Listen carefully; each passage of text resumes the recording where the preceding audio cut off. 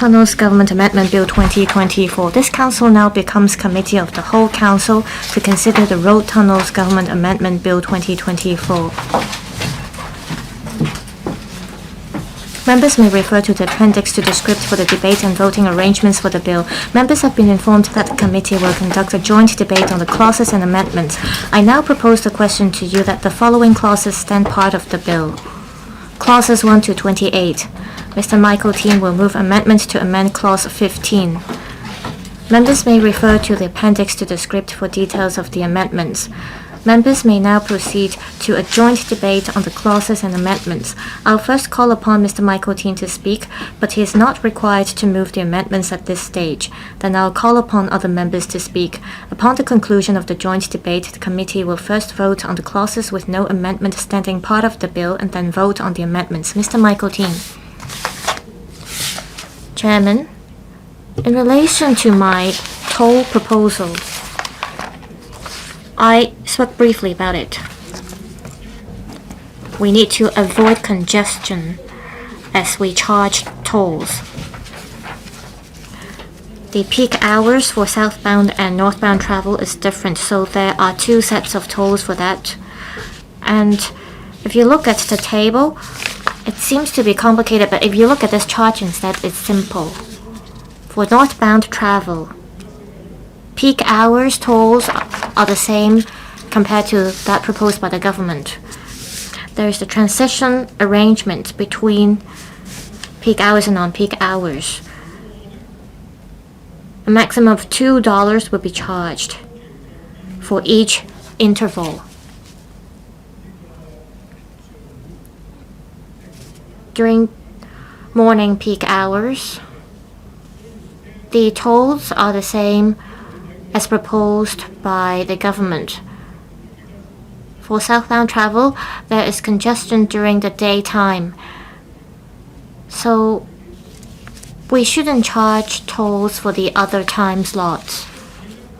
For taxis, if we adopt the time-varying toll arrangement, taxi drivers may not be able to pass the cost on the passengers, so a flat rate of $5 is suggested. This proposal is basically the same as that of the government. By imposing tolls, we can avoid congestion. Don't be mistaken, it is not a toll-free plan. I'm not changing the toll levels for morning as well as evening peak hours. It is only during the other time slots where there won't be much traffic that I propose a toll-free plan. The VC ratio at Cou Bridge is 0.86. During morning peak hours, the ratio is 1.17, according to the government. At Cou Bridge, one is 0.86, the other is 1.17 for non-peak hours and peak hours respectively. So why would there be traffic congestion? There won't be congestion.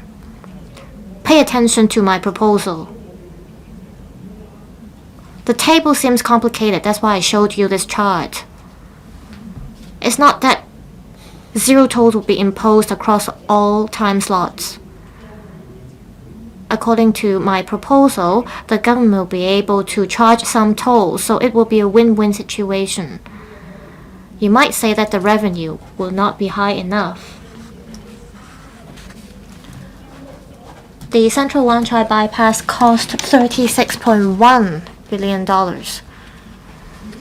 The government suffered a huge loss, but no one cared.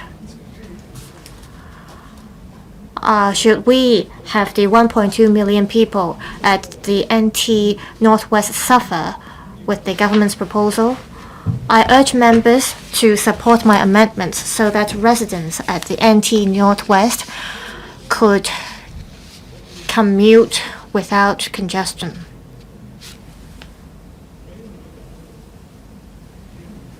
I hope all of you would consider my proposal.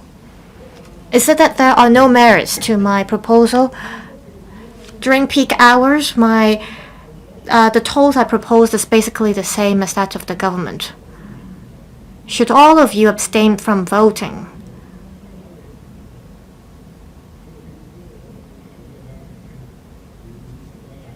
Well, I guess you might support the government's proposal instead, but you should consider my proposal seriously. I now suspend the meeting until 9 a.m. tomorrow.